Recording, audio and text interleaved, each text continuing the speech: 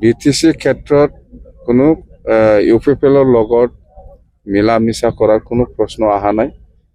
BTC ক্ষেত্ৰত আজি আমি কোকৰাঝাৰ BB ইঞ্জিনিয়াৰিং কলেজৰ যিটো থ্ৰী-ষ্টৰী গাৰ্লছ হোষ্টেল 100 কেপাচিটিৰ এইটো আমি ফাউণ্ডেশ্যন কৰিছোঁ আৰু এইটো পইচাটো হ'ল NEC বহুত আগতে চেংচন হৈছিল, কিন্তু সেইটো সময়মতে ফাউণ্ডেশ্যন কৰিব পৰা নাই। জানক দেৰিকৈ হ'লেও মই আজি ফাউণ্ডেশ্যন কৰিব পাৰিছোঁ আৰু খুব ভাল লাগিছে।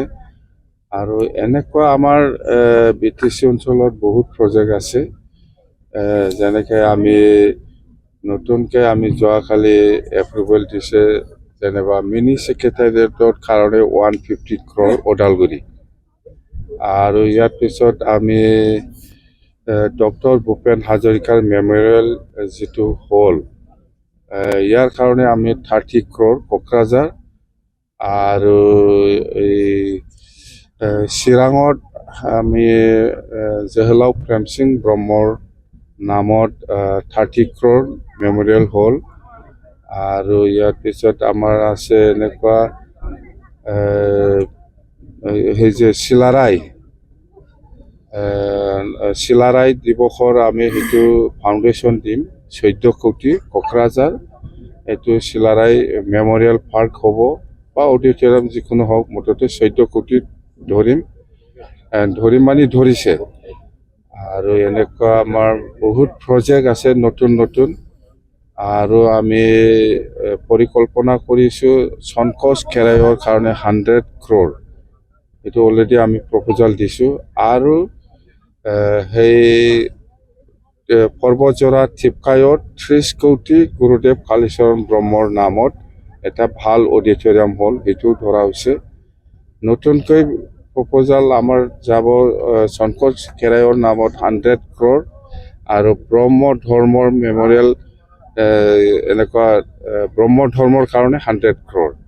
এনেকুৱা আমাৰ প্ৰপ'জাল আছে। এইটো অতি সোনকালে আমি এই প্ৰপ'জালটো দিম আৰু এইটো হৈ যাব, ভাল থাকিলে হৈ যাব।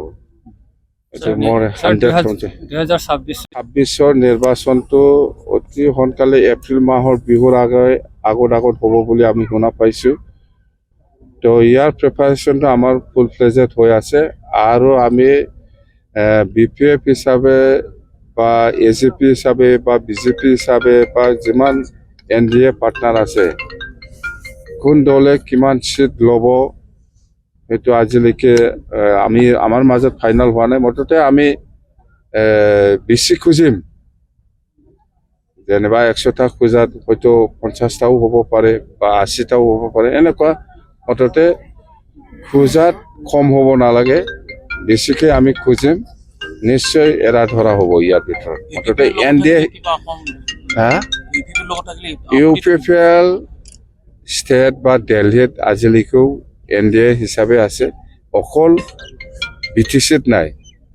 এইবাৰো এছেম্বলি ইলেকশ্যনত যদি BJPয়ে দিল্লী বা ষ্টেটত যিহেতু আজিৰ দিনলৈকে NDA হিচাপে আছে, ইয়াৰ যদি লয় আমাৰ ক'ব লগা একো নাই, কিন্তু BTCত ভাগ নাই।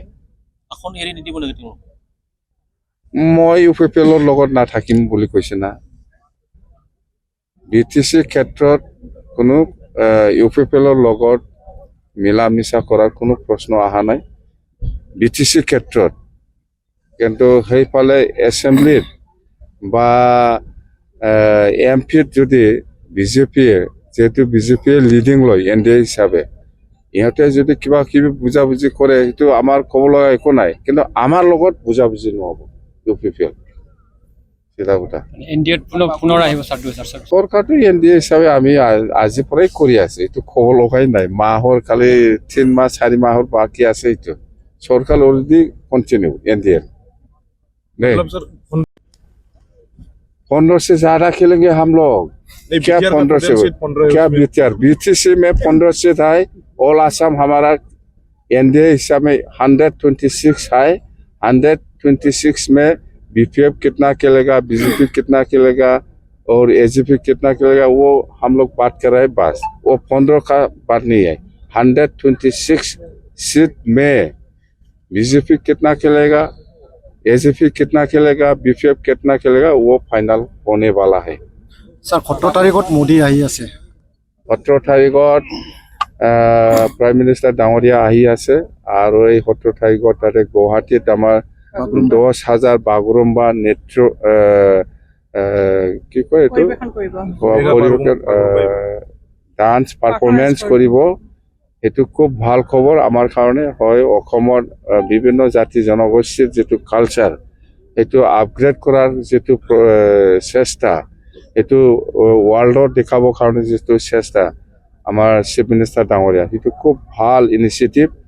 নিশ্চয় বড়ো হোৱাৰ পিছত হয়তো গাৰো, হয়তো ৰাভা বা হয়তো ৰাজবংশী এনেকুৱা হয়তো পৰ্যায়ক্ৰমে যাব।